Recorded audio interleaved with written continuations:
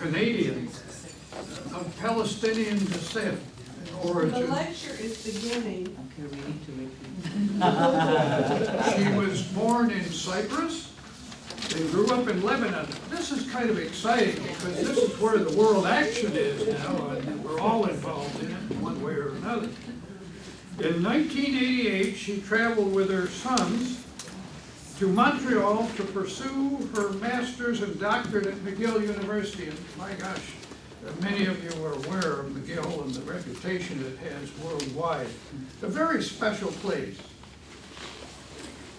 She made Canada her country and became a resident and has her citizenship. She became a citizenship in Canada in 1997. Her dissertation was on philosophy of education. She's had 25 years of teaching. She taught at McGill faculty of College of Education and Higher Education, 1990 to 2001, as well as colleges in Montreal. She holds the Margaret Gillett Award from the Center of Research and Teaching on Women at McGill University 2000, and she has the Helen Prize for Women in 1999 for her community work and academic work. While engaging in her doctoral program and research, she was one of 50 selected researchers who held the most prestigious Quebec government doctoral award for the years 1997, 1998, 1998, and 1999. She is a prolific writer, and it's going to be wonderful to hear from her the very issues that are being faced in the Middle East. She's from Dubai and Bahrain. Bahrain, and we look forward to her talk. Right ahead. Thank you. Thank you. Well, I struggled while preparing for the Drake lecture. Indeed, there were a few passionate topics that were vying for my attention and my heart.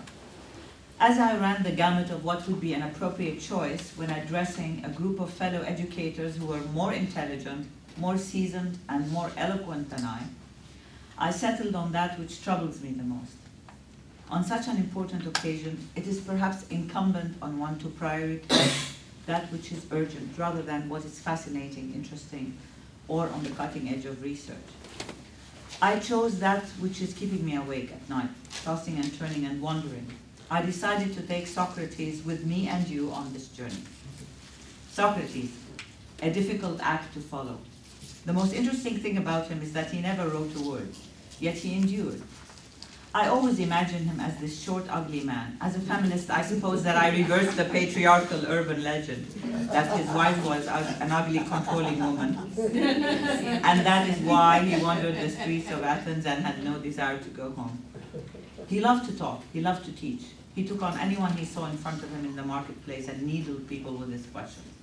The most important thing about the gadfly, I believe, is that he made philosophy accessible to all, as it should be. What are some of the questions that might haunt Socrates were he around today?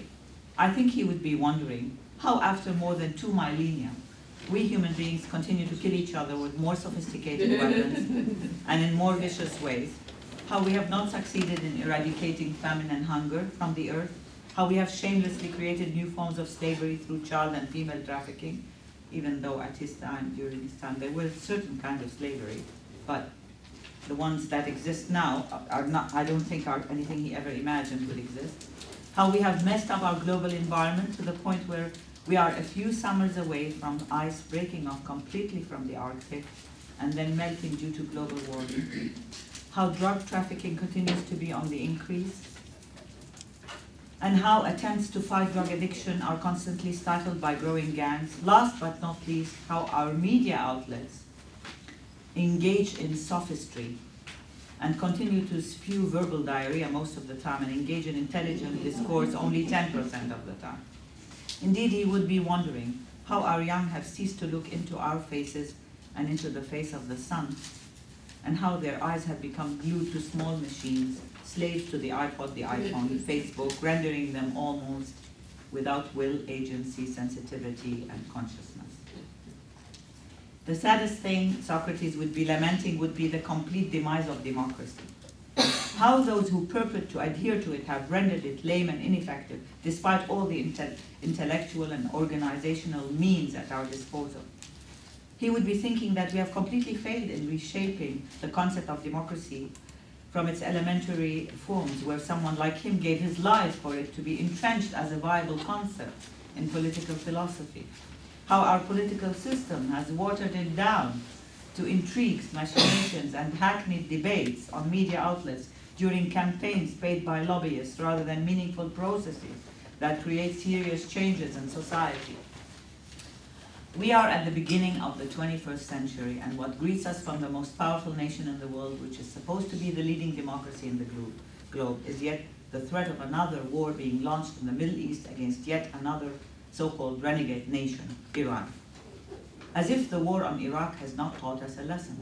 Socrates would be weeping, indeed crying out to our politicians, "You cannot impose democracy on others, you ignoramuses."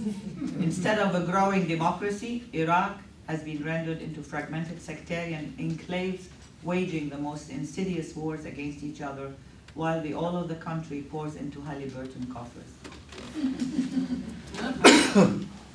The late eminent Professor Edward Said spoke about the pressures of professionalism that challenge the intellectual's ingenuity and will in Representations of the Intellectual, published in 1994. Said discusses some pressures, none of which are unique to any society in the world. Specialization is the first pressure. I quote, "The higher one goes in the education system today, the more one is limited to a narrow area of knowledge." End of quote. In other words, this pressure leads to losing sight of anything outside of one's immediate field or discipline. This pressure leads intellectuals to swim in the sea of technical formalism. I quote, "Specialization also kills your sense of excitement and discovery, both of which are irreducibly present in the intellectual's makeup."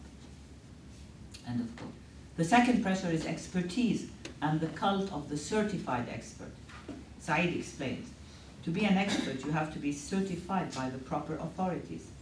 They instruct you in speaking the right language, citing the right authorities, holding down the right territory.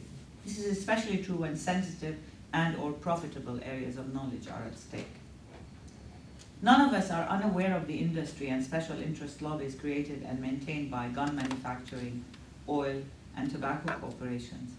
The film The Insider, starring Russell Crowe in 1999, continues to be an authentic reflection of the moral dilemmas an intellectual could face by being in that position.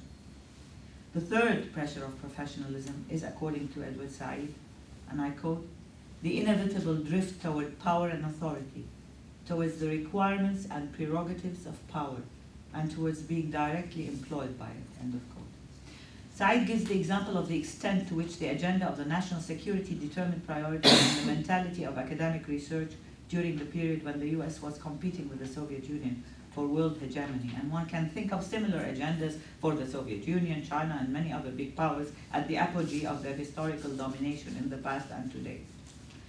Departments of State and Defense provided money not only for science and technology, for example, Stanford and MIT, but to humanities departments and other universities, which were conducting research on anti-guerrilla warfare in support of policy in the Third World, which led to the creation of, and I quote, "international terrorist networks of mercenary states,"